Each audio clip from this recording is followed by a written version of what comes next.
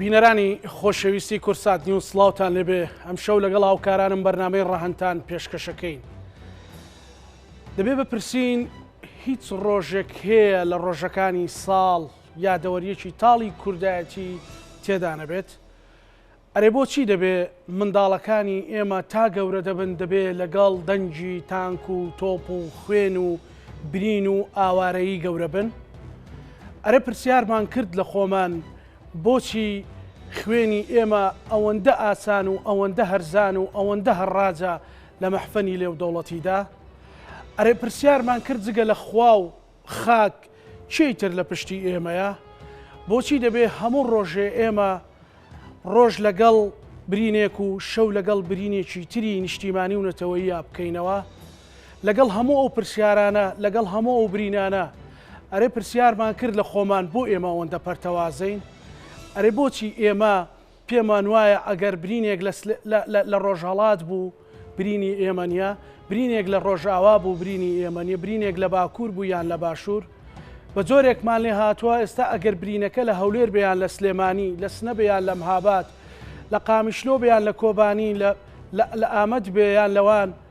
بۆچی ئێمە ئەوەندە پەرتەوازەین؟ بۆچی هەمووان ئەتوانن بە ئاسانی خوێنی ئێمە بڕێژن و ئێمە تەنانەت ناتوانین ساڕێژکەری کەمێکیش لە برینەکانی خۆمان بین؟ بەڕاستی بەرنامەکەی ئێمە لەسەر ئەم پرسیارانەیە. من لە میوانەکانمە پرسم بۆچی؟ میوانەکانی ئەم شەوی بەرنامەی ڕەهەند هەرێک لا بەڕێزان بەڕێز دکتۆر ڕەژار شێخ محەممەد مامۆستای زانکۆ دکتۆر بەخێر بێ، هەروەها بەڕێز نەوید مهراوە نووسەر و کەسێتی سیاسی، هەروەها بەڕێز دکتۆر ئاراس عەبدوڵڵاه مامۆستای زانکۆ و چاودێری سیاسی. دکتۆر، ئەو پرسیارانەی من بۆ هەموو ڕۆژێ برینێک ئێمە لەکوێین؟ ئێمە بۆ ئەوەندە پەرتەوازەین؟ دەست خۆش بە کاکزانە، سوپاس بۆ ئێوە بۆ کەناڵی کورسات. چۆن لە کورساتی کەناڵی یەکەما گرنگی بە فەرهەنگ و کەلتوری کوردی نەتەوایەتیە دەدەن. زۆر خۆشحاڵم لە بەرنامەی ئەوەدا کە ئێستا کورسات دەست پێشخەری ئەکا بۆ ئەوەی کە جاریشکە ببێ بە پێشنگ بۆ قسەکردنە سەر پرسە نەتەوایەتەکان. هیوادارم ئەم جۆرە بەرنامانە بەردەوام بێ و پرسی نەتەوەی پرسی هەنووکەی هەموو چرکە و ساتێکمان بێ، نەک ئێمە لەگەڵ کارەسات و مەرگەساتەکان کە ڕوبەڕوومانە بێتەوە بەرنامی بۆ ئامادەکەین و دوای ئەوە کە ڕەوشەکە کۆتایی پێهات سات ببینەوەنێ. پێشێکێکی جوان دەست پێکرد بەڕێزت. هەموو بۆچەکان ئەگەر لەسەری بۆستین وەڵامی زۆرە، هەرچەنە وەڵاممانەوەی پرسیاری بۆچی لە کاری میدیاییتە بەڕاستی کارێکی زۆزۆ قورسە و کارێکی گرانترین کاری میدیاییە. پێم وایە زۆر بە سادەوی ساکاری ئەتوانین بڵین کورد لەبەرەوەی یەکگرتوو نییە، کورد لەبەرەوەی بەرەیەکی یەکگرتووی نییە. ئەگەر لەسەر ئاسی باشووری کوردستان سێری بکەین، ئێمە یەک خطابی موحد، یەک گوتاری یەکگرتوومان نییە کە ڕوبەڕووی دوژمنەکانمان ببینەوە، بە یەک گوتاری یەکگرتووە بچینە بەغا، بە یەک گوتاری یەکگرتووە لەگەڵ تورکیا قسە بکەین، بە یەک گوتاری یەکگرتووە لەگەڵ کۆماری ئیسلامی ئێران قسەکەین، لەگەڵ هەر دەوڵەتێکی نێودەوڵەتیە. لێرە گوتاری حیزبە، هێندەی گوتارەکانی لە حزبی شاتڕتر بۆ تۆ بۆ شەخص، بەڵێ لەبەر هێندە گوتارەکانمان لۆکاڵی بۆتەوە. هەر لە پرسی ڕۆژهەڵاتی کوردستان و بۆردومانەکانی ئەم دوایارە سەیریکە چەند بەڕێز کاک کابڵ تاڵەبانی بەجا وتاری هەبوو، سەرۆکی هەرێم بەجا وتاری هەبوو، بارەگای بەرزانی بەجا وتاری هەبوو. ئەی خێرە پرسیارە لە خۆمان نەگەین بۆچی کورد یەک گوتاری نیە و یەک وەڵامی نییە بۆ پرسانە؟ ئەگە سەرکۆنە شیکەین و پێشی نەوێرین، ئەم پرسیارە تەنها بۆ ئێمە بەهەڵە ناکەوێتەوە. ئەتوانین لە ڕۆژهەڵاتی کوردستان و لە بەرەی ئۆپۆزیسیۆنی ڕۆژهەڵاتی کوردستانیش پرسینەوەنێ. برادەرەکانمان لەوێ پارتە ئۆپۆزیسیۆنەکانی ڕۆژهەڵاتی کوردستان لە کاتێکە شەقام لە تەواوی ئێران ڕۆژهەڵاتی کوردستانە شڵەژاوەش، ئەوە شەقامیان خۆپیشاندانێکی جەماوەری گەورەیە کە ڕەنگە ئاقارەکەی ئەو سەری دیار نەبێت، ئەمە بەرەو خۆپیشاندانێکی میلی سەرتاسەری یەک بکرێتەوە. کامە ئەو مەترسیە گەورەیە کە دەوڵەتان هەمیشە لی دەترسن، چونکە هیچ هێزێک بەخەر خۆپیشاندانی ناوخۆی لە ناو وڵاتەکانە کاریگەری لەسەر وڵاتەکان دانانێن. ئەی ئایا برا کوردەکانمان لە ڕۆژهەڵاتی کوردستان، هێزەکانی ڕۆژهەڵاتی کوردستان گوتاری یەکگرتووان هەیە بۆ ڕوبەڕووبوونەوەمان؟ هەیەە؟ من ئەتوانم بەداخەوتوان بڵێم نیانە. ئەگەر بیان بواە ئەمە دروست نابوو، ئەگەر بیان بواە بەرێژی یەکگرتوویان هەبووە هەر بۆ بەرەیەکگرتووی توانی گوتاری دیبلۆماسەتی خۆی بخاتەکار هەتا ڕادێ ڕێکەوتنیش لەگەر کۆماری ئیسلامی ئێلانە. 30 ساڵە لە باشووری کوردستانە لە دوای 2005 شەوانە بە پێی دەستوری عێراقی کە ئێمە هەرێمێکی فیدراڵمان هەیە لە عێراقدا بەڕادەیە جۆرە لە گفتوگۆکردن هەیە، جۆرە لە ئیسپاتکردنی بوونی خۆت هەیە، بەڵام لە ناوی 30 ساڵ دیبلۆماسیەتی ئەحزابی ئێرانیدا چیان کرد لەگەڵ کۆماری ئیسلامی ئێرانە لە کاتێکا زان کۆماری ئیسلامی ئێران ڕقمێکی سیاسی لە ناو معادلەی نێودەوڵەتیە. باشە ئێمە هەتاکەی باوەڕمان بە زمانی چەکە بێ بۆ شەڕکردن بۆ باوەڕمان بە زمانی دیبلۆماسیەت نەبێ. لە دوای ئەم خەتابانەش کە لەسەر ئاسی باشووری کوردستان بەداخەوە بەڕاستی کە ئێمە خەتاپەیە گرتووەمان نییە لە ڕۆژهەڵاتی کوردستانیشانە کێشەیەکی گەورەترمانەیە کاکە زانێمە لەسەر ئاسی نەتەوەش خەتابیەک گرتوومان نییە. ئێمە کۆنگرێکمان هەیە بە ناوی کۆنگرەی نەتەوەی کوردەوە. کۆنگرەی نەتەوەی کورد ئێستا بەڵام تەنها دروشمە چی ئەکات لەکوێیە لە نەتەوەی گرتوەکان چی کرد؟ لە ناو دەوڵەتە جیهانیەکانە لە کاتێک ئێستا تەواوی ئەوروپا لە کێشەی گەورەی و قێرانی ئابووریایە کە کورد ئێستا زمینێکی لەبارە بۆ کورد کە قسە بکات. کۆنگرەی نەتەوەی لەکوێیت؟ لە باکووری کوردستان خەڵکە کوژرێ و زیندانی ئەکرێت، لە ڕۆژاوای کوردستان لەشکرکێشی سوپا ئەکرێ بۆ سەر ڕۆژئاوا، لە 120 خاکی بادینان داگیر کراوە بە سەربازگای تورکیا. چی قسەکە؟ وڵاتێکی لەرزۆکی وەکو عێراق بێت لەسەر تۆ هەڵباتێ بێگومان هەڵایەتێ. تۆی کورد خۆت چیت کردووە؟ ئەمە بە تاکە شتێکە کرێکەکەمە جاریش کە باوەڕ بۆ بێنینەوانێ خۆمان تۆزێ دەسوموچەکە بکەین کەمێک خۆمان دانەوێنین و ئەوی کەشمان کەمێک خۆی بەرزکاتەوە بۆی بگەین بە یەک بۆ ئەوەی بەرێشی یەکگرتو دروستکەین چ لەسەر ئاسی باشووری کوردستان چ لەسەر ئاسی ڕۆژهەڵاتی کوردستان بەرەیەکگرتو خۆ ڕەنگە بەمانەوە نەبێ شەڕ بکەین لەگەڵ خەڵکان کڵاشن کۆفێکەوە، بەڵام لانی کەم مەسەلەن خیتابێکمان هەبێت دنیا تێبگەێنی لە خۆمان. ئەزای کاکە زانە مقاوماتی نەتەوەی کورد زۆر بە درێژایی مێژووی دوو چەنەها هزار ساڵ ئەم خەتابە هەیە، زمان جوگرافیا نەفەوتاوە، دابەش کراوی پارچە پارچە کراوی داگیر کراویت، بەڵام هەر ماویتەوە بەداخەوە بێ ئەم قسێ دیسان دووبارێکێنەوە. ئێمە ئەگەر لە مێژوودا دوژمن لە 125 زیانی بە ئێمەگان بێ ئێمە خۆمان کورد لە ناوخۆی خۆمانە بە لە 175 زیانمان بە خۆمان گەیانەوە. چی ڕێگرە لە بەردەمە؟ ئاستەنگە گەورەکان چین لە بەردەم سەرکردایەتی سیاسی کورداکە تۆزێ لە بەرزی خۆیان دابنەوێن بۆ ئاسی یەکتری قوبڵکەن. یعنی بەڕاستی ئێمە هەر هەموو تاکێکی کورە بێن پرسیارە لە خۆی بکە بۆچی ئێمە بێدەنگین و تاکەی بێدەنگ بین و ئایا بێدەنگی لە قازانجی ئێمەدایە؟ بێگومان نەخێر لەبەرەوە کاتی کارکردنە. زۆر باش دکتۆر ئاراس سڵاو لێبێ پێشەکێکت گوێ لێ بوو هەموو ئەو پرسیارانەی منە لە بۆ ئەوی بەرنامەیەکی لێ دەرچێ بۆی دوای مەسەلەن وەڵامێک وەرەگرین بڵین ئەرێ بۆچی ئێمە ئەوەی لەسەر شاشە ئەڕۆژ ئێستا ئەوستا لەسەر شاشەیە سێگۆشەیەکە خۆت باش شارەزایت. ئێستا ڕۆژانە ئێرانیش بردومانێکە تورکیش بردومانێکە کە دەڤەری برا دۆستە. ینی خوێنمان ڕۆژ نییە لە مێژووی ئێمەدا گەر بگەڕێنەوەلانی کەم بۆ 50 ساڵی ڕابرد و ڕۆژێکی خوێناوی لە مێژووی ئێمەدا تێناپەڕێت. بۆ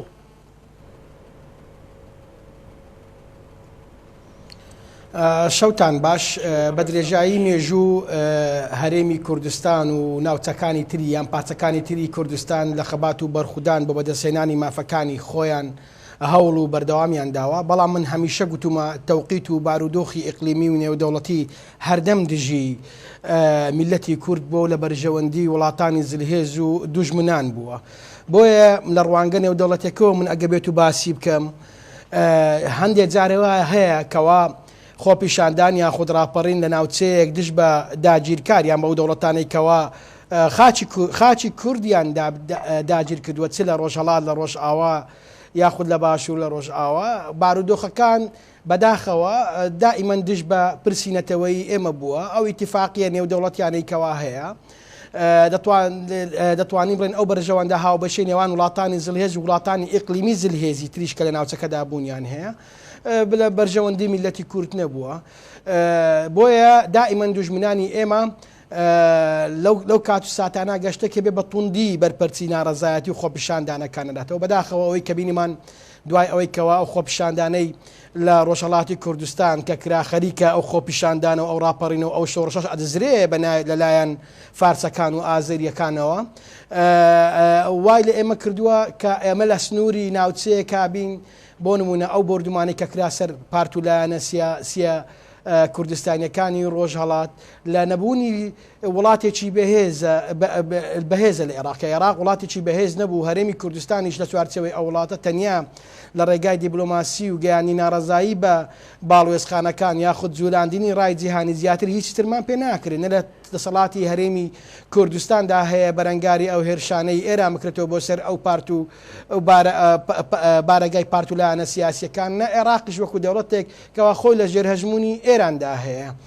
ئەوە واقعەکەیە کە نە هەرێمی کوردستان و نە عێراق ئەتوانێ بەرەنگاری بێتەوە. جگە لەمانەش پەرتەوازەیی نێو پارت و لایەنە سیاسیەکانی کوردستانی ئێرانیش ڕۆڵی هەیە و خەمساردیش هەبووە. خۆی ئێران ڕایگەیاند من وەک تۆڵێ لەو خۆپشاندان و ناڕەزاتانی بە تایبەتی لە ڕۆژهەڵا سەری هەڵداوە من ئەوان ئەەکەم بە ئامانج، بەڵام لەلایەن هەرێمی کوردستان و لەسەر ئاستی حکومت و لەسەر ئاستی حزبەکانیشەوە ئاگاداری ئەو پارت و لایەنانە کرانەوە کەوا ئاگادار بن دوور مەبینە با ساڕۆغ و بە درۆن لە تامدرێک خەمساردیەک هەبوو نەیانتوانی زیاتر خۆیان بپارێزن. ئەو خەمساردەی ئەوان کە پێیان وابوو تەنیا ناوچەکانی برادۆست و سیدەکان بۆ بارانە ئەکرێ و هەم ئەو دەبارنەبوونی سەروەرێک لە خاچی عێراق و هەرێمی کوردستان ئەوەی دێکێتەوە کەوا بەداخەوە چەند شەهیدێک و کۆمەڵەکیش بریندار لەو موشک بارانانەی کەوا کرا. هەرێمی کوردستان و عێراقیش ناتوانێ بەرپەرچی وڵاتێکی ئێران بداتەوە لە ئێستادا لە ئەرزی واقعدا تەنیا لە ڕێگای ئیدانەکردنەوە نەبێ ئەگەر هەدوایش لە پرسیارتر کاتە سەر پەرتەوازەی ناو ماڵی کورد و پرسیارەکەی نەکەیت. بەڵێ کاکنەویت بۆچی ئێمە بەرەیەکی یەکگرتومانیە و بۆچی تەنانەت هێزە ئۆپۆزیسیۆنەکانی ئێرانیش نیانتوانی و بەرەیەکی یەکگرتووی کوردستانیان هەبێت. هۆکارچی ئێمە بەڕاستی ناتوانین یەک گوتارمان هەبێ، یعنی لە ئیدانەکردنی شاد چەندین ئیدانەمان هەیە بەڵام یەک ئیدانەیەکی خیتابی یەکگرتووی کوردیمان نییە. نێرانتان من پێم خۆشە پێش لە وەڵامی پرسیارەکەی جەنابەت ئەوە بڵێم کە لێرەوە لە ڕێگەی ئێوەوە سڵاو بنێرم بۆ خەڵکی ڕۆژهەڵاتی کوردستان کە بەیانی قەرار وایە لە مانگرتنێکی سەراسەری هەبێ لەسەر بانگەوازی ناوەندی هاوکاری حزبەکانی کوردستانی ئێران و حزبەکانی دیکەی کوردستانیش. لە وڵامی پرسیارەکەی جەنابیشتا پێویستە بڵێم کە زۆر لەسەر ئەمانە نووسراوە، زۆر لە نووسەران و خاوەن بیرمەندان و خاوەن نەزەران شتیان کردووە، تاقیق و لێکۆڵینەوەیان لەسەر ئەمانە کردووە. منیش خۆم لە ئاستی ئەوانە نابینم کە ئاوا تەحلیلی قەزیەکە بکەم، بەڵام ئەوەیە کە دەیبینم وەک کەسێکی سیاسی ئەقلیم و جوغرافیای کە کوردستان تیا قەراری گردووە یەکێ لە هۆکارەکانە. داگیرکەران ناهێڵن کورد پێکەوە بێ کورد یەک بگرێ. خۆتان نەزانن لە لایکەوە ئێران، لە لایکەوە تورکیا، ئەوە سووریا، ئەوە عێراق، ئەمانە هەموو دژی گەلی کوردن و هۆکارگەلێکە بۆ ئەوە، بەڵام بەداخەوە خودی کوردیش هەر کامەی ها دوای مەسلحەتی خۆیەوە. بۆ نمونە ئەگەر باشوور کوردستانی باشوور وەک نمونە بینینەوە کە ئەزمونێکە کە هەمومان شانازی پێکەین لە هەموو بەشەکانی کوردستان، بە تایبەتی کوردی ڕۆژهەڵات زۆر بە هی خۆی دەزانێ و بەرگری لێکە نێتوانیوە ئەزمونێکی سەرکەوتۆ لەم بابەتەوە پێشکەش بکە کە کوردی پارچەکانی تریش چاوی لێ ببڕن. ئەم هەموو پەرتەوازەی و تەفرەقە و چەند دەستەگیەکە یەک نەبوون و فرەقسەی و فرە نەزەری لەسەر پرسێک یەک پرسی کورد کاریگەری خۆی هەیە لەسەر باقی پارچەکانی تریش. بەڵام من لە سەرەتای قسەکانی جەناب تا پێم خۆشە بچمە سەرەوە کە دەڵێ برینەکانمان وەک یەک هەستی پێ ناکەین. من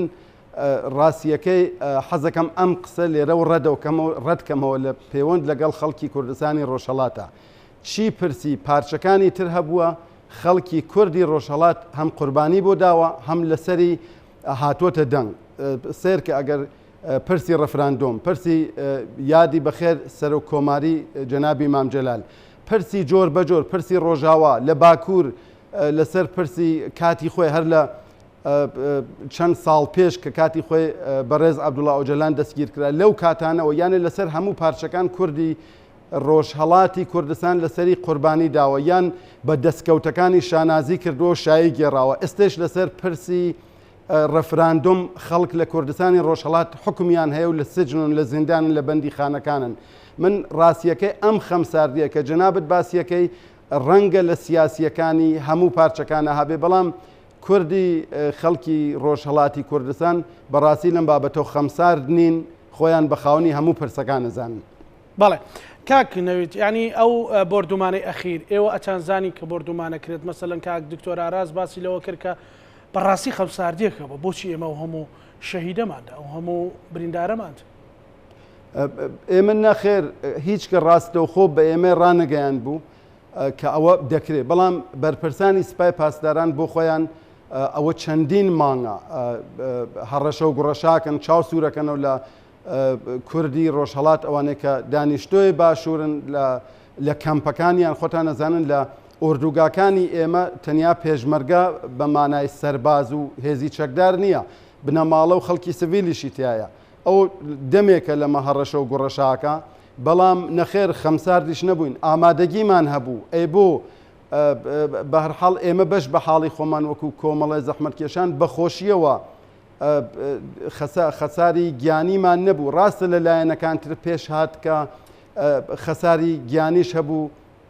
خەڵک شەهید بوو بریندار زۆر بوو بەڵام ئەمە تاوانی خەمساردی ئێمە یا حزبەکان نییە چی بکەین لە بەرابەر ئەو هەموو هێزی لە بەرامبەر ئەو هەموو ساڕۆخ و درۆنەخۆ و کوژا چی بکە خەڵکی سڤیل چی بکە پێشمەرگە چی بکە لە ناو ئوردوگایکی داخراوە لە ناو مەعسکەرێکە چی پێکرێت کە بەو چەک و چۆڵە سوکانە کە تەنانەت ئەوەیش ناتوانین لە کوردستان لێرە بەکاری بێرین و ناتوانن لەگەڵ خۆمان ئەم لا ئۆلای پێ بکەین ئێمە وەکو کوردی ڕۆژهەڵات لە باشوور بەڕاستی وەکو ئەوەی کە لە ناو مەعسکەرێکە دەور درابێ هەر ئەوەندەیە یانێ لە ئاسمانەوە لەم لە هەر کوێکەوە هێرشمان کەنە سەر هیچمان پێ ناکرێت ئێمە چاوەڕوانیمان نییە کە کوردی حکوومەتی هەرێمی کوردستان یا حەزبەکانی ئێرە بشنە شەڕی ئێرانەوە بەڵام چاوەڕوانیمان هەیە لە هەڵوێستی باش هەڵوێستی بەمەوقع و گوشارخستنە سەر بەرپرسانی بەغا چۆن کورد بەشێکە لە حکوومەتی بەغا ڕاستە ئێستا ئەو نامژمەڵی و ئەو تێکچوونەی حکوومەت هەیە لە بەغا و ناسەقامگیرە بەڵام هێشتا هەر کاریگەریان هەیە وەزیری بڵند پایەی کوردمان هەیە سەر و کۆمارمان هەیە جێگری پارلمانی عێراقمان هەیە ئەمانە بەداخەوە کاریگەر نین لە سەرپرسەکان کە وەکو عێراق بەدەنگ بێن کە بڵێن ئێران هۆکارێکە بۆ ناسەقامگیری ناوچەکە لە نەتەوە یەکگرتوەکان و ڕوو بە دنیا دەنگیان بەرزکەنەوە لەم بابەتە بە شێوەیەکی جدی کاک نەوێت قسەیەکێ بەڕاستی ڕەنگە کەمتر خراپێتە سەر مێدیا و دڵ لەبەر ئەو خوێنەی کە لە جەستەی هەموو کوردێکە چۆڕێت باز دەوەکری هەندێک لە هێزەکان خەمساردیەکان بۆ ئەوە بووە کە ئەمە تەرویج دەن بۆی بڵێن ئێمە شەهیدماندا و هەم جەماوەری خۆیانیان لە ڕۆژهەڵاتی کوردستان پێ زیادکەنەوەمیش بۆ ڕای نێودەوڵەتی بڵێنەوە تامە هێزێکی دوژمنێکی وەکو ئێرانمان هەیە ڕاستی یعنی جۆرێک لە بێویژدانیەک لەم بابەتەیە هەیە کە خەمساردیە جینا بۆچی مەسەلەن ئێوە کە باسەکەن کۆمەڵی زەحمەتکێشان ئامادەگی خۆتان کردو بەڵام لایەنێکی تر کە هەمان پەیامی ئەگەر لە ڕێگەی مەدیا و سوپای پاسدارانی شۆ بیست بێت ئامادەگی خۆی ناکات یعنی ئەمەش هەیە مەسەلەن بڵێ کاکە زانا من بە حەقیقەت ئەوە ڕەتەکەمەوە هیچ کەس هیچ کە ناتوانێت بەتایبەت ئێمە حزبەکانی کوردستانی ڕۆژهەڵات کە لە حاڵی شۆڕش داین ڕژیمێکی زۆر دڕندە و داگیرکە ڕوبەڕوو ئێمە بووێتەوە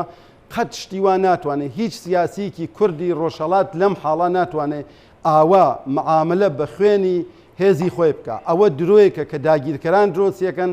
بۆ تۆهمەتێکە کە ئەی خەنە پاڵ بزوتنەوەی کوردستانی ڕۆژهەڵات و ئەیانەوێ بەم شێوە ناشرینیکەن ئێوە ئاگاتان لێبێ کولی هۆکارەکە بۆچە ناپرسن بۆ بیر لەوە ناکەینەوە بۆچی لەم کاتا هێرش بۆ سەر حەزبەکان خۆتان نزانن ئەوە برادران هاوڕیانی دیکە ئاماژەیان پێدا کە ئەم خۆ پیشاندانە سەراسەریانە کە دەستی پێکردوە لە هەموو ئێران کە ئەم جارە بەخۆشیەوە ژنان تیا پێشەنگن و ئەوە دروشممان بووە ئێمە پێمان وا بووە هیچ شۆڕشێک بەبێ بەشداری ژنان سەر ناکەوێ بەخۆشیەوە ئەم جارەکە ژنان تێدا زۆر بەشدارن و ڕێبەریەکێشیەکەن دڵمان خۆشە کە لە سەتاسەد آخر پەلەقاژەکانی ئاخری دەسەڵاتی کۆماری ئیسلامیە بەڵام دەزانن کە ئەو ئەوێ ئەمە بکە بە شەڕی کورد لە ژێر ناوی شەڕ و جیاکردنەوەی کوردستان و کە خۆیان دەڵێن تەجزیەکردنی ئێرانە شەڕێک دروستکە بتوانێت ئەم ناڕزایەتی زۆر مەدەنیانەی سەر شەقام لە سەراسەر ئێرانە هەیە سەرکوتیکە ئێوە سێرکن کاگەزانە ژنان چەندە دەورە گێڕن ئەو هەموو خۆپیشاندانە لە سەراسەری ئێران هەیە کەمترین خەساری ماڵی و ڕووخاندن و ئاوەرتێبەردانی هەیە لە بەرابەریە زۆرترین کوشتنی هەیە تەقەلێکردنی هەیە بریندارکردنی هەیە هێشتا ئەگەر سیارەیە ماشینی پلیسێک وەرگێڕن یا سەتڵی زبڵێک شتێک ئاور بن بۆ بەرگری لە خۆیان هەموو خەسارەکەی ئەوە بووە من پێم وایە ئەو ئەوێ ئەو توانای نەماوە لە حاڵی لە زەعیفترین مۆقعەتی خۆیدایە بۆیە ئەمەیە کرد ئەوێ ئەوە سەرکوت بکە بەڵێ کاکەژار ئەگەر بەڕاستی ڕخنەیەکی دکتۆرەژار ڕخنەیەکی جدی لە خۆمان بگیرێت مەسەلەن ئەوەی وتمان مەسەلەن کەسێک کە پێتەڵێ من تۆ بە ئۆپۆزیسیۆنی خۆمەزانم ئۆپۆزیسیۆنێکی چەکداریوە تێ من بڕوخێنی منیش ئەمە تۆ لە ناو ببەم ئەمە هەیە ئەومە توشبوونێکە و ئەلان کراوە ئێمە ڕخنەکە لەسەر ئێمە چێ بە تایبەتیش لەو بابەتی ئەو بردومانانەی ئەخیر من حەزەکەم لە پرسیارێکی کاگنەویدا وەڵام دەمەوانێت بۆچی لەم کاتەیە هێرشی سەربازیەکرێ بۆ سەر بارگای حیزب کوردیەکان لێرەدا شۆڕشێکی جەماوەری لە سەرتاسەر ئێرانە هەڵگیرساوە هۆکارەکەی هەرچی بێت دێها هۆکارێ ئێمە هۆکارەکان نابژێرین ئەم شۆڕشە جەماوەریە خۆشببختانە هەموو جۆرە مرۆڤەکانی تایە بەڵام ژمارەی ژنان وەکو کاگنێت باسێکی زیاترە ئێمە لە هەڵسەنگانی شۆڕشەکانی لە لەوێ بەڵام هەمیشە دەوڵەتان بۆ نەقڵکردنی گواستنەوەی ئەوەی کە لە وڵاتی خوانە هەیە بۆی کێشەکان بنێرنە دەرەوانێ چاوی میدیای جیهانی لەسەر ڕووداوەکانی ناوخۆ هەڵگرن بینێنە ناو دەرەوانێ شەڕشکانێنێ بۆ ئێرە بە هێزە کوردێت چەگار چه هێزی چەگاری هەیەستا هێزە کوردەکان هێزی چەگاریانە بە نمرەی یەکەم پیانەڵێ بۆتان نییە ئەمە ئاگادارکردنەوەی کە بۆ ئێوە بۆتان نییە بە سەربازی هەوڵ بمێرە ناوهین ئێمە ئەم جۆرە خوبشاندانانمان زۆر جار دامرکانەوەتەوە لەبەر ئەوە ئاگاتان لە خۆتان بێ من لە یەک شتێکا ڕخنێ لە کاگنەوید و هاواڵەکانی کاگنەوید دەشەگرم لە هەموو حیزبەکانی کوردستانە کاکە شۆڕش بە ئەم لاو لە ماچکردن ناکرێت کاکە زاناجان تۆ چەکێکی شەرەفت کردوتە شار ناوی چەکی پێشمەرگایەتیە چەکی پێشمەرگایەتیە بێ هەموو چرکەی خۆت ئامادەکەی بۆ مرگ ناوی تۆ پێشمەرگەیە تۆ ئەمری بەر لە مردن تۆ مردویت ڕەنگە هەڵەیەکی استراتیژی بێ کە بارگای خێزان و مناڵەخرێتە ناو بارگای سەربازیوانە لە ڕۆژێکی وەکو ئیمڕۆیە تاوانی ئەو مناڵەت چییە بە ساروخێکی هینکەوێ شۆڕش بەڵێ چەگەڵگرتن بۆ شەید بوونە خۆ پێشمەرگانە بە کاگنەویدی شەوانەیە خۆیان دانەوە بۆ مەرگ خۆیان دانەوە بووی بژین لە هەموو هێزەکانێکی کوردستان لێ ڕەنگە لایەنێ بۆ لایەنیش کە مەرامی سیاسی خۆی هەبێت و خۆی باش نەشار بێتەوە هەوڵی نابێ بۆ ئەوەی کە بیکا با جۆرە لە ڕیکلامی سیاسی و هێزن لێو دەوڵەتەکان بێنە بڵێ من زۆرتری ژمارەی قوربانی ماوە من بەلامەوە ئەگەر دەیەها پێشمەرگێکی شەید کرێ و زۆر ئاسایە بەقەت ئەو وێنەی ئەو مناڵە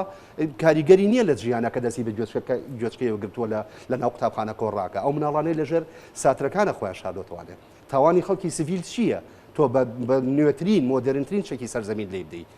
بەڵێ بەهێزەکانی ڕۆژهەڵاتی کوردستان ڕخنە لە خۆیان گرن ڕخنە لە خۆیان گرن لەبەرێت چۆن خەڵکی مەدەنی سیڤیلە بنە ناو بارگای سەربازیوانێ ئەوان پێشمەرگن بەڵێ قەت چاوەڕێەوە نەکەن نە دەوڵەتی تورکیا و نە کۆماری ئیسلامی ئێران بە گوڵ بەڕ پێشوازیان لێکە ڕەنگە شتێکی زۆر لەو خراپتریان بین بێ ئەو ڕۆژ ئەو کاتی بارەگا دانە کاکزانە ئەو کاتی ئەبێ بە ئۆپۆزیسیۆنێتە شاخ ئەبێ حساب بکات بۆ خۆی ڕوبەڕووی مەرگە بێتەوە جا ئەمە لە ڕێکی ئەوش گلەیەوە هەیە کە ناتوان چەشیان پێ بلوم عسکرێکە دەور دراون و باسەوەکە کاکە ئەم پێشمەرگەی بە استراتیژ و خەباتی خۆی هەبێت یعنی تۆ بە ئێمە قسەیەکیش بۆ خوا بکەین حکومەتێکی هەرێمی کوردستانی هەیە دەسەڵاتە دیبلۆماسیەکەی زۆر پشکۆلەیە ڕوبەڕووی شێ بێتەوانێ ڕوبەڕووی تورکیا بیتەوە سنوورەکانە لێداخە ڕوبەڕووی ئێرانە بیتەوە سنوورەکانە لێداخە وەزعی ئابووری هەموو جیهان تێک چووە ڕەنگە دەوڵەتەکان بەرگە بگرن بە سەرێمی کوردستان بەرگەی چی ئەگرێت کاگنەوێت لە قدێشە لە قسەکانە ڕخنێرین کرد بەڵێ منش ڕەنگە ڕخنە لە حکومەتی عێراقی بگرم خۆ وەزیری دەرەوەی حکومەتی عێراقی کە حکومەتێکی لەرزۆک و کرچۆڵەیە کە تاسە نەیتوانێت حکومەتی تازە پێک بێنە پێک نایان لە سەرەوەی حکومەتێکی بەهێز دروستکەن بۆچی یەکێ لە خەلەکانەوەی کە کوردی یەک نییە مشکلەکە خودی سەرکرداتی سیاسی کورد لە باشووری کوردستانیشە پارچە پارچە بوون وتارێکی بەهێزمان نەبینی لە وەزیری دەرەوەی عێراق بۆ ئێران ئاگادارکردنەوەیکی خێرامان نەبینی من لە قسەکانی پێشوشمە هێنامە زمان بڕۆن سنوورەکانی بادینا بزانن چەند سەربازگەی لێیە نەک ڕۆژانە بەردومانەکرێت یەنە ناو شارەکانەوە بە درۆن یەن لە نەک جوگرافیا ڕێگە پێدرا بەپێی اتفاق ڕێکوتنە کۆنەکانی بینی عێراق و ئێران و تورکیا کە بۆ 30 کیلۆمەتر لە ڕووی سەربازیەوە ئەهاتن کاری سەربازیانە کرد و ئەکشانەوە ئەو هاتووە لە قوڵایی زۆر زیاتر لە 100 کیلۆمەتر هاتووە بە درۆن لە تۆ دەدا بەچەکی تازە لە تۆ دەدا دەسەڵاتی سەربازی تۆ چییە کاکە زانە دەسەڵاتی دیبلۆماسی و سیاسی حکومەتی هەرێم چێ بە ڕوبەڕووبوونەوەی ئەوان تۆ لە ئیلا ئەبێ لە ناو حکومەتی لە ڕێ حکومەتی عێراقیوانێ لە مەحافل لە نێو دەوڵەتەکانە باشە حیزبەکانی ڕۆژهەڵاتی کوردستان ڕەنگە ئەو توانە بەهێزیان نەبێ لێرە ڕوبەڕوو بنەوانێ مافی خۆشیانە ئەی لەسەر ئاسی نێودەوڵەتی چیەکەن چیان کردووە چەند بارەگای دیبلۆماسی ئێرانی هێلکە باران کرا بەرباران کراوە خۆ خەباتی مەدەنیانەیە زۆر جوان هێنایە زمان خەباتی مەدەنیانی خەڵکی تەواوی ئێران لەسەر شەقامەکانە بە شێوازی مەدەنیانە ئیکەن و کەمترین زیانیان بە دام و دەستگاکانی دەوڵەت گەیانەوە بەڵام لە بیری نەچێ هەر ئیم شەو بوو بە تەقەی تێکەوت فەرماندەی سەربازی یەکێ لە فەرماندە سەربازیەکان لە شارەکانە کوژراوە جاگەر خۆیان کوشت بێتیان مەناوی خۆپشاندەرانەوە ڕەنگە تەکتیک زۆرە بۆ ئەوەی کە تۆ خۆشاندانی پێ سەرکوتکەیت لەبەرەوە ئەبێ بە چاوی ڕەخنەوە ئێمە لە خۆمان بڕوانین کاکە زانا کاگنەوی زویر نەبێت ئێمە ناڵین خەڵک جاکەینەوە لە حیزبە سیاسەکان خەڵک لە ڕۆژهەڵاتی کوردستانە ئەوەی لە دەستی هەبوو کردێتی زۆر بەزیاوە بەڵام لە خاڵی چکایمە ڕۆژاوی کوردستانمان لەبیر نەچێ ئەی کاتێک کە شەڕی کوبانی بوو تەواوی نەتەوەی کول لە هەر پاشای کوردستان پشتیوانی شەڕی کوبانی کرد و بە هەموو هێزی توانای خۆ هەتا بە بەشداریکردنی پێشبەرگەشەوە لە ڕۆژاوی کوردستان بەشداری کرد خۆ ڕۆژ باشووری کوردستانیش درێغی نەکردووە و هەڵوێستەکانی ئاین دەشمانێمە ناتوانانی فاڵ بۆ ئاین دەگرینەوە لە سیاسەتە گۆڕانکاریەکانی ئایندە لە ئێران و لە ڕۆژهڵاتی ئێرانە ئەو کاتە دەرەکە ئای خەڵکی باش و تاچڕادەیە پشتیوانی خوان دەربنەوە و خەڵک بەڵام هەندێک جار ئەبێ بیانوش بینینەوە بۆ دەسەڵاتی سیاسی کوردی دەسەڵاتەکەی سنووردارە هەر ئەوەی پێگرێ ئەوە شکرا ڕخنە بەس ئیدانەی مەژە توانین ئیدانە بکەین خەڵگەی نووسی لە سوۆشیال میدیا هەرێمی کوردستان توانێت لەوە زیاتر بڕوا باشە باز دەسەڵات بێنین من بە جەنات هەڵم کاکەزانە ئەگەر وێنەی مناڵێکی فەڵەستینی بڵاو بووایەتەوە هەرچی ئەحزابی ئیسلامی سیاسی لە کوردستانە دنیایان لێ ئەشڵۆقانی ئەی ئەو مناڵانی کە لە کۆیە تەقینەوە کەوتن ئەو مناڵی کە لە سی دایکیان مرد لەگەڵ دایکیان مرد چێمان بینی چی هێزێکی سیاسی ئیسلامیمان بینی لە کوردستان و لە عێراق سەر کۆنێکە کوا وڵاتەکانی کە کاکە ئەبێ ئەوش بزانانی کاکە دنیا بە بەرەوکرانەوە ئەڕوات کاکە زانە ئەم دنیا بێ گۆڕانکاری بەسەر ئەم دەوڵەتە شمولیانە لەم ناوچەیە ئللا بێ گۆڕانکاری بەسەر بێ سێک شۆرشە لە ئێرانە ڕۆیە سعودیە بڕیاری سیاسی خۆیە گۆڕێت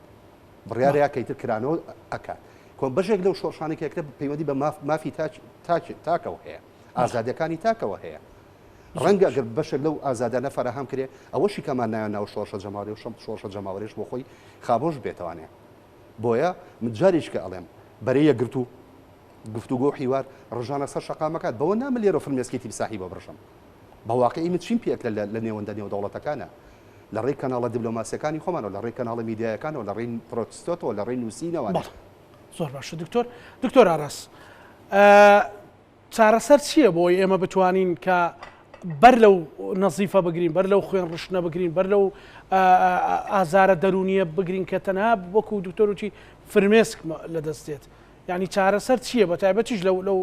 واقعە چۆن بتوانین بەڕەخنە لە خۆگرتن بۆ باشتر هەنگاو بنین ئەمە مەمە زۆر دووبارە بۆتەوە ئەم بابەتە وەڵا کاکزانە کاک دکتۆر ئەژار ئەندێشتی باس کرد من لەگەڵی هاوڕام بەڕاستی یعنی دائیمەن ئەگەر سەیر بکەین ڕووی ڕخنەکان لە حکوومەتی هەرێم و لە خەڵکی باشوورە کە لە تەنیا ئیداناکەن با ئەوان پێمان بڵێن ئێمە چی بکەین یعنی چیمان لەدەستێ با پێمان بڵێن با بیکەین ئەها کورسات و ئەوڕۆ بەرنمەیەکی کردووەکو پیشگیریەک بۆ خوشک و برایانمان لە ڕۆژهەڵات عاتیفەمان هەیە بەڵام بەداخەوە جوگرافیەکە وای کردوێ بەسە دوو دەوڵەتی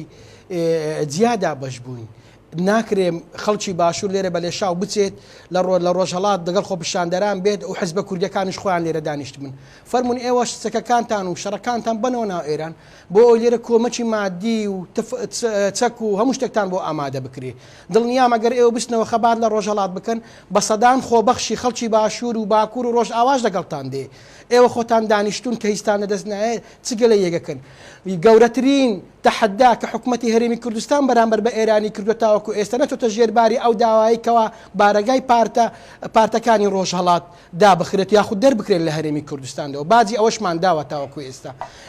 ئەها لە کەناڵە عەرەبیەکان لە کەڵانە ئەجنەبیەکان بە هەموو بۆ زمانە قسە ناکەین کە لە کەناڵی کوردی قسەکەین لە کەناڵە عەرەبیەکان لە کەناڵە ئەجنەبیەکان لە ئینگلیزەکان بە هەموو شێوێک پشتگیری لە پرسی ڕەوای کورد دەکەین لە ڕۆژهەڵاتی کوردستان ئێوە شتێکمان پێ بڵێن ئێوە هەر گلەیی ئەکەن و ڕەخناگرن لە هەرێمی کوردستان ڕەخناگرن لە خەڵکی هەرێمی کوردستان بەبێ ئەوەی بەرنمەیەکتان هەبێ بۆ ئێمە هاوکارتان بین چۆن هاوکارتان بین دا ئەو بەرنمەیە پێشکەش بە پارتولانە سیاسی کوردستانەکان بکەن هەر ئەومان لەدەست دێ ئێمە خۆپیشاندانمان کرد لە هەولێر دژی ئەو بەرەنگاربوونەوەی و سەرکوتکردنەوەی ناڕەزایەتیانێکەوە لە ئێران هەیە لە سایتەکان ئەنووسین لە ڕۆژنامەکان ئەنووسین لە ڕێگای دیبلۆماسیەکان هەر کەسێ بەپێی مووقعی خۆی هەوڵەدا ئەو پەیامە بگەنێ بۆ کەناڵە ئەجنەبیەکان ئەمە هەر ئەومانە دەستێ ئەتەوێ هەرێمی کوردستان بکەوێتەوە شەڕ لەگەڵ ئێران ناتوانێ نەک هەرێمی کوردستان عێراقیش ناتوانێ بەرامبەر هێزیێکی زلهێزی ناوچەی وەک ئێران ڕابوەستێتەوە جا من کێشم دائما لەگەڵ ئەو بیرۆکەیە هەیە کاکزانە کۆمەڵە خەڵکێک فێربوون لەوانەیە سیخور بن لەوانەیە جاسیغە بن بۆ تێکدا بۆ پەرتەوازەی نێوماڵی کورد بە بەرگێکی کوردی لە ئەوروپا لە فەڕەنسا لە دەوڵەتێکی دانیشتووە یان سەر بە حیزبێکی تری ڕۆژهەڵات بن کە بارەگارەکانیان نەکراوەتە ئامانج بۆ پەردە پۆشکردنی ئەو بابەتانە هەستاون لە کڵاب هاوس و لە ژوورەکانی تر لە تۆڕە کۆمەڵایەتەکانی تر کە لە جیاتی ئەوەی دژی ئەوەندەی دژی ئێران قسە ناکەن ئەوەندە دژی هەرێمی کوردستان و خەڵکی باشووری بابڵی خەڵکی هەرێمی کوردستان قساکەن طبعا ئەوە یەکە لەو فیتنەیە کەوا ئێستا ئێمە تێکوتنە پێویستە خوشک و برایانمان لە ڕۆژهەڵات ئاگادار بن ئەوانە جاسیغە و جاسوس و سیخورن لەلایەن دەستگاکانی دوژمنەوە بەرامبەر بە ئێمە بەکاردێنرن بۆ ئەوەی تۆی دووبەرەکەی لە نێوان ئێمەدا بچێنن یعنی نازانم کابرا سەری گەرمە لە فەڕەنسا دانیشتۆ لە پشت کڵاب هاوسەوە دەوێتی پشتگیری لە خۆپیشاندانەکانی ڕۆژهەڵات بکە فەرم ئۆکرانیەکان کاتی هێرشی رووسیا چوە سەریان هەرچی ئۆکرانی هەبوو لە وڵاتەکانی تری ئەوروپا و لە ڕۆژهەڵاتی ناوەڕاست و لە ئاسیا بەجیانێش چەچیان نەگرچوونە وڵاتەکەی خۆیان کاکم لە ئەوروپا دانیشتوە و دێ قسە بە هەرێمی کوردستان و قسە بە ئەوەش ماڵوێرانێکی ترە بۆ پرسیینەتەوەی کاک دکتۆر ئاراس ئەوە ماڵوێران ئەوە بەستم کاکەنەوید نییە ئەو بە شێوەیەکی گشتیە بەڵە فەرمونون ئێوە بەرنمەیەکمان بۆ دابنێن فەرمونون ئەوە ئێمە بەرنمەیەکمان بۆ دابنێن ئێمە خەڵکی هەرێمی کوردستان چۆن هاوکارتان بین ئێوە قساکەن ئەڵێن بەس ئیداناکەن بەس گلەی ئەەکەن دەشتێکمان پچیمان پێکرێ با ئێمە بیکەین ئەگەر تواناماندا هەیە ئەگەر بتەوێت ئێمە وەکو هەرێمی کوردستان وڵا بکەوینە شەڕ لەگە ئێرانەوە بەخوای ئەوە دەسەڵاتی ئێمەدانە ئێمە ئەتوانین ئەو ڕایە بجوێنین لەسەر ئاستی جیهان لە ڕێگای ڕێکخراوەکانی کۆمەلگای نێودەوڵەتی لە ڕێگای ڕاگەیانەکان یەکێ لەو خەباتی کەوا کورسادێک کادی ئەو پشگیری نییە کەناڵەکانی ترێکەنەوە پشگیری نییە بڕۆ سایتە عالەمیەکان بکەنەوە بە زمانی عەرەبی و ئەنگلیزی ئەوەنەی کورد هاوکار و پشگیری ئەکا خۆلایەنەکانی تر نین بەبەست کوردی هەرێمی کوردستانە کاکەزانە داوێت تکایە با نەکەونێ ژێرباری ئەو بەرنامە داڕێژراوەی دوژمن بۆ تێکدان و پەرتەوازەیی نێوماڵی کورد ئێوە خیتابتان بادش بە ئێران بێ خیتابەکانتان بادش بە هەرێمی کوردستان نەبێ دەسەڵاتی هەرێمی کوردستان ئەوەندەی لە باشترین وەفا بۆ ئێوە باشترین شت کە لە بەرامبەر ئێوە کردوتە تاوەکو ئێستا دێتە ژێرباری بڕیارەکانی ئێران بەداخستنی بارەگاکانتان زیاتر ناکرێت تۆ کە گلەیەکە فشار لەسەر هەرێمی کوردستان هەیە دکتۆر ئاراس کە بارەگاکانیش دابخێن بەدەیان جار فشار لە حکم بەڵێ ئەو جارش سوپای پاسداران داوای لە هەرێمی کوردستان کردووە کە ئەو پچەرنارچی پارتولایانی سیاسی دیژبەری ئێران هەیە لە هەرێمی کوردستان دەربکرێن یعنی ئەتاوەکو ئێستا باجی ئەومان داوە دەرنەکراون پاراستراون گومانمان نییە ئەزانی عاتیفە شتێکە لە ئەرجی واقع شتێکە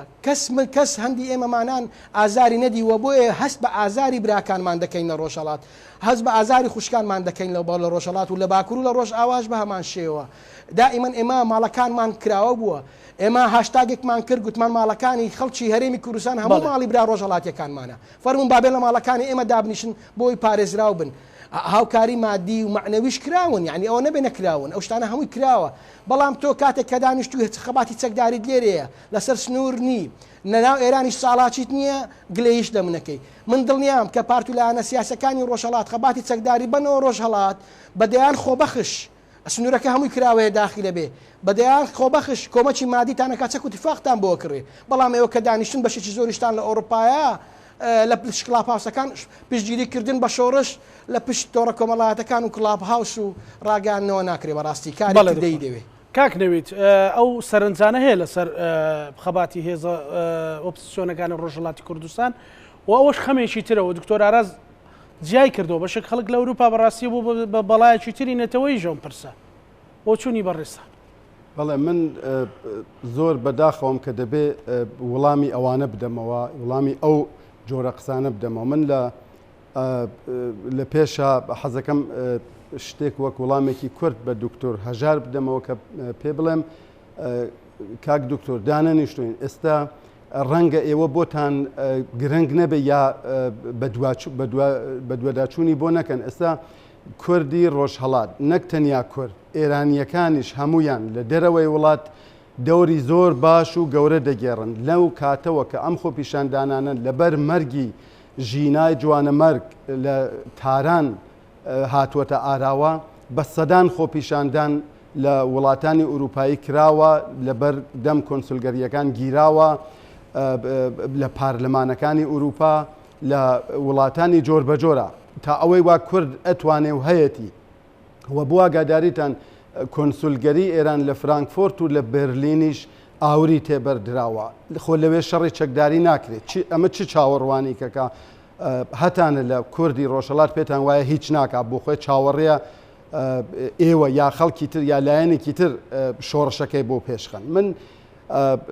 دواتر حەزەکەم لە سەر ئەوانەی کاک ئاراسیش شارێ بکەم بەڕاستی کاک دکتۆر ئاراس ڕێک هەر ئەو قسانە دەڵێ کە کۆماری ئیسلامیەکە زۆر بەداخەوەم کە هاوگوتاری لەگەڵ داگیرکەر ئەو هەموو قسە و باسە کە لە ژێر ناوی دڵسۆزیە کە بۆ کوردی ڕۆژهەڵات یەگەی نەتیجەکەی ئەوەیە کە کاکە ئەوە تۆ چێکەی ئەوە خۆ تۆ نیت لە وڵاتی خۆت خۆ تۆ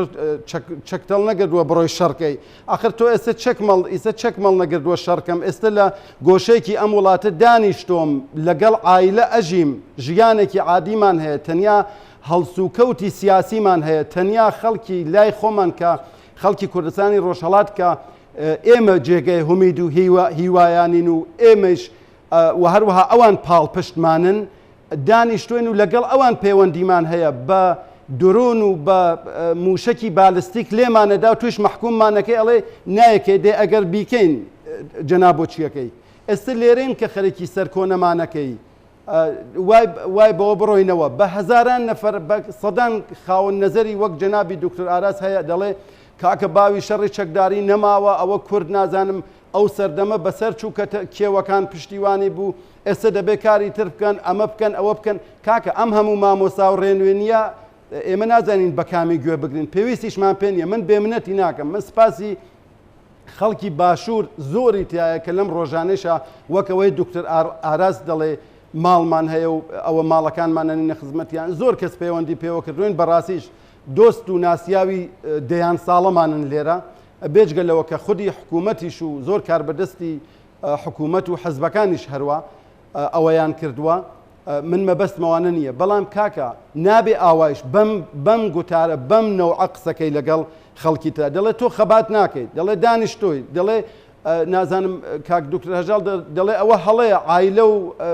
بنەماڵە و ئەوانە چۆن لەگەڵ پێشمەرگە ئەی لەکوێ ئەی چۆن من منەتنانی نەسەری خەڵکی کوردستانی باشوور یا دەسەڵاتەکەی بەڵام ئێمەش قوربانیمان داوە لەبەر باشوور لەبەر ئەزمونونەکەی باشوور بەهی خۆمان ێزانین بێمنەتە ئەم پارچە ئەرزەکە نیوچە ئازادە بووەتە قیبلەی هەموو کورد لە هەموو شوێنێکی دنیا لەوانە ڕۆژهەڵات بەگیان و بەدڵ ئەی پارێزین لەبەر پاراستنی ئەمە لە زۆر شت گوزێراوین ئەوە هێشتا کاک زانا هێشتا شتێک نەکراوە دەڵێ باجمان داوە من حەزەکەم بزانم کاک باجی ئەوەی کاڵێت کە ڕێگری لەوە ینی نەچونەتە ژێرباری ئەوەی کە بارەگاکانی هێزە ئۆپۆزیسیۆنەکان دابخرێ من ئەوە ڕاستیەکەی ئەبێ ئەوەیش لە نەزەرا بگرین کە ئێمەش کارتێکی باش بووین بەدەست حکوومەتی هەرێمە و بەدەست کوردی باشوورەوە ئەگەر بتوانن و بیان توانیای باشتریش کەڵکیان لێمان وەرگردای ئێمەش کارتێکی باشین ئەوە باج نییە ئەوە باج نییە چۆن ئەو کاتێک دەتوانێت باش بێ کە بلاخرە ئەویش لایەنە ئیسلامیە تونڕەوەکان تروریستەکان پەروەردە نەکا ساڵهایە بووەتە داڵدەدەری تروریزمی کە لە باشوورەوە چوون و هەڵاتۆن دژی ئەم حکوومەت و ئەزمونە بوون ئێوە چیتان کردووە کام گوشارتان خستۆتە سەر ئێران ئەوان هەر هەن و هەر ئیمکاناتە نێتە اختیاریان و هەر گەورەیان چارەسەر بەڕێز کاکنەوی چارەسەر چییە لە ڕوانگەی منەوە چارەسەر ئەوەیە ئەم گوتارە خراپە ئەمە ناتوانێت یەکەتی بخاتە نێو ماڵی کوردەوە هاوڕابوون ئێمە دەتوانین دەیان کێشەمان بێ دەیان ڕخنەمان لە یەک بێ بەڵام ئەو گوتارە هاوڕابوونە لەگەڵ داگیرکەر بەتایبەت داگیرکەرێکی دڕندە وەک جمهوری ئیسلامی کە ئەمڕۆ لەسەر شەقامەکان خوێن دەڕێژێ هەموو شەقامەکانی کوردستانی ڕۆژهەڵات خوێن دەڕێژێ ڕێگە چارە ئەوە بوو ئێستا ئەم بەڕێزانە لێرەوە بیان وتای خەڵکی بە شەرەفی باشوور بەتایبەت سلێمانی شاری هەڵمەت و قوربانی و شاری مۆدرن و بنکەی شارستانیت بەیانی لە سەراسەری کوردستانی ڕۆژهەڵات و لە ئێرانیش لەسەر مەرگی ژینا و هەزاران کوردی تر و خەڵکی تر کە قوربانی کراوە مانگرتنی گشتیە دە ئێوەیش وەک ئەو لێژنەی هاوکاری چەپی کوردستان کە بەڕێزان حەزبەکانی شیوعی و زەحمەتکێشان و بزوتنەوەی دموکراتیە و تویانە وەرنە سەر شەقام با ئەمانیش بڵێن ئەرێ خەڵک وەرنە سەر شەقامەکان بۆ پشتگیری لە خۆشکان و برایانمان لە ڕۆژهەڵاتی کوردستان حداقل هیچمان پێ ناکرێ هاودەنگیان بین ئەمە ڕێگە چارەیە نەکەوە بڵێ کاکە هەستە بڕۆرە من ڕاستەکەی کوردستانی باش و وڵاتی خۆمانە کەس ناتوانێت باچی کوردستان بەسی خەباتەکەیە نەک بڕۆن چکە ئەوەی تۆی لێ دانیشتوی ئەوەی من لە ڕۆژهەڵاتەوەی تر هەمووی خاچی کوردستانە ئەگەر واقعەکە بێ باشە کاکنەویت باشە کەوابێ دکتۆر ئاراس هەڵەیە قسێ وا بکە بڵێ بەستە لایەنە ڕەنگە بەبەستی خۆی تەوزیعدا لەسەرەوە بەستە لایەنە سەرباز و سیاسەکەی بێ کاکنەویت کاک دکتۆر هەژار ئەخیر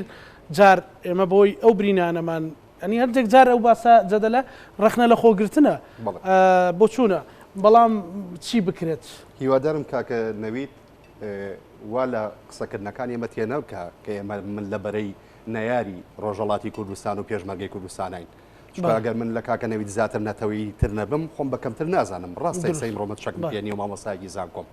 بەڵام ڕۆژگارێکیشە بۆ چەکمان پێ بۆ شەڕیشماگرۆ لە ڕۆژهەڵاتی کوردستانە و شەهیدیشمان ناوە بەشداریشمان تاکردۆ بەفعلی حەزەکەمەوەی بوون نەکات دووەم بەڕاستی کاکە نەویدجان لێم قبول بکە شۆڕش لە پشتی پێشی خواردنەوە و خواردنەوەی چاوە ناکرێت ئەزیزەکەم شۆڕش پێویستی بەکاری کردداری هەیە من لە ئێوە پرسم بۆ تا ئێستاەوە هەوڵ نادەن بەرەیەکی جەماوەری لەسەر ئاستی بەرەیەکی چەکگاری و جەماوەری پێک نایەنە حیزبەکانی ڕۆژهەڵاتی کوردستان با منم پرسیارە بۆ بکەم بەڕێستانەوە کۆمەڵی زەحمەتکێشان و حیزبی دیموکرات و پاک و هەر هێزێکە لە ڕۆژهەڵاتی کوردستانە بۆ تەنەزول بۆ یەکتری ناکەن لە یەکتری قبولکەن ئەگەر بۆش بە شێویشی کاتیش بێ بۆ دەست ناکەنەوە من یەکتری بەرە بەکاربێنن ناڵام وەکو حیزب یەک بگرنەوە خێرە باشە یەک ناگرنەوە وەکو حیزب بەرەیەکی جەماوەری لەسەر ئاسی خۆپشاندانەکان بۆ دروست ناکەن کاکە بە تەنیا ژینە ئەمینی شەهید نەبووە لە ئێران و لە ڕۆژهەڵاتی کوردستانە ژمارەی شەهیدەکان گەشتوتە زیاتر لە 185 کەسەوە زیندانەکان پڕ بوون لە خەڵک ئەو مناڵی دوێنە لەژێر تۆپبارانەکانی درۆنەکانی ئێرانە شەهید بوو هیچی لە ژینە ئەمینی کەمتر نییە گە زیاتر نەبێت چای بە دنیا هەڵەیە بوو خۆی و دایکی تا شەهید بوون هەموو پێشمەرگانی کە شەهید بوون ڕەنگە من هێندەی ئێشم بۆ مناڵەکە بێ هێندە ئێشم بۆ پێشمەرگەکان نەبێت چکە پێشمەرگەکان چەکی شەرەف هێڵگرتەوە بۆ شەهید بوون بۆیە من حەقی خۆمە گلەیت لێ بکەم کاکە نەوێت من بەقەر تۆ ئازارم هەیە بەڵام من وەکو تۆ پێشمەرگە نیم لە ڕۆژهەڵادا بۆیە هەندێک قسە بۆ من نییە بیکەم من مامۆستایەکی زانکۆ و نەپێتەڵێم بە هەموو بوونی خۆمەوانێ من لەگەڵتان پشتیوانی دەکەم قسەی خۆش مەکەم لە شوێنی خۆمە و تا لەم بین بەرەشەوە قسەکەم کە بە سەداها هەگەزار کەس ئەگەر بە ملیۆنەها کەس خەڵک نەمان بینێ کە پشتیوانیتان بۆ دەرەبڕین چیش ڕوبەڕووی چی شەبینەوە با ببینەوانێ باشە منی ئاخر قسەکردم هەیە کاکە زانە داوا لە میدیای کوردی یەکەم سەرجەم میدیای کوردی زیاتر بەرپرسیارانە ئەم پرسە گرنگی پێ بدەن و سوپاس بۆ ئێوە دەستخۆشیتان لێ یەکەم هیوادارم بەردەوام بن هیوادارم لە ڕووی ئەرک و بەرپرسیارێتەوە میدیای کوردی بە هەڕەمەچی لەم پرسە گرنگە نەڕوانێت دنیا لە گۆڕانکاریایە ئەم گۆڕانکاریە ئەو سەری دیار نییە هیوادارم زیاتر گرنگی پێبن لەسەر ئاسی میدیای نوێ و میدیای کلاسیکیش ئەم پرسە هەموو کورد بە پرسی خۆی بزانێ ئەوەندەی ئێمە پێمان دەکرێت زمان و قەڵەمەکانمانە ئەوەی هەر کەسە و لە ئاستی خۆی هەچ کەس ئاسی خۆی بە شوێن و ڕێگای خۆی بەڵێ دکتۆر ئاراس دوا سەرنجی یان دوا بۆچوونی بەڕێستان سوپاس دەکەم وەڵا کاک زارە من کێشە نەگا و عەقڵیەتە هەیە تەخوینکردنی بەرامبەر یعنی بەڕاستی کارەساتە ئەگەر تۆ لە ئەرجی واقعدا پێت ئەڵێ مۆرە بەدیلت چییە ئێمە چی بکەین چی نەکەین تۆ بێ بڵێ ئەوە گوتاری دوژمنە ئەوە بکە بڵێم هەرێمی کوردستان نەچۆتە ژێرباری داواکاریەکاری ئێران و ئێوە لە ماڵی خۆتان دەریانی نەکردوون بڵێ ئەوە وتاری دوژمنە کە پێی بڵێن بڕۆ چەک هەڵگرە بڕۆ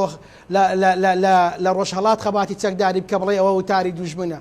ئەزانی ئەو عەقڵیەتە زۆر لەگەڵ ڕێزم بۆ کاکە نەوید و هاوبیرەکانی عەقڵێکی زۆر پوچگەراییە لەگەڵ ڕێزم ها بەڕاستی تەخوینکردنی بەرامبەر ئێمە لە باشوور بەقەت هەموو پارچەکانی تر خەباتمان کردو و قوربانیمان داوە لە ناو هیچ بنەماڵەیەک نییە شەهید و برینداری نەبێ ئێمە خاوەن 1970 ئەمفال و 5,000 شەیدی هەڵەبجە و دۆلی بادیسان و بە سەدان هزار پێشمەرگەمان لە خەباتی ڕزگاری بچنەوەی ڕزگاری خوازی گەلی کورد سەرف کردووە کاتێک کە ڕەخنەیەکتان لێدەگیرێ و بەدیلێک شتان پێنیا تکایە کەس تەخوین مەکەن بەخوا گەڵەگەڵ ئێوە لە ئێوە زیاتر کورت نەبین کەمتر نین هیوادارم ئەو زمانە کە بەڕێزت باسەکەی تەخوینی خەڵکی کەوتم کاکزانە بە ئاوازەم بدا گوتم بەشە لە ڕۆژهەڵاتیەکان فێربوون هەیە لە فەڕەنسا دانیشتووە هەیە لە پشت تۆڕە کۆڵایەتەکان لە پشت کلاب هاوس هەڵ دەستێ بە تەخوینکردنی چالاکوانان و توێژەران و مفەکرانی هەرێمی کوردستان و دەسەڵاتی سیاسی هەرێمی کوردستانیش آخر ئەوە چارەی ئێوە ناکە ئەوە ئەسڵەن ئەوەی تۆ دەیکەی دوژمن دەوێتی کۆماری ئیسلامی ئەوێتی لە ڕێگای سیخڕەکانی لەناو سەرجەم پارت و لایەنە سیاسیەکان ناکرێت بەو زمانە ئاخافتن لەگەڵ خەڵکی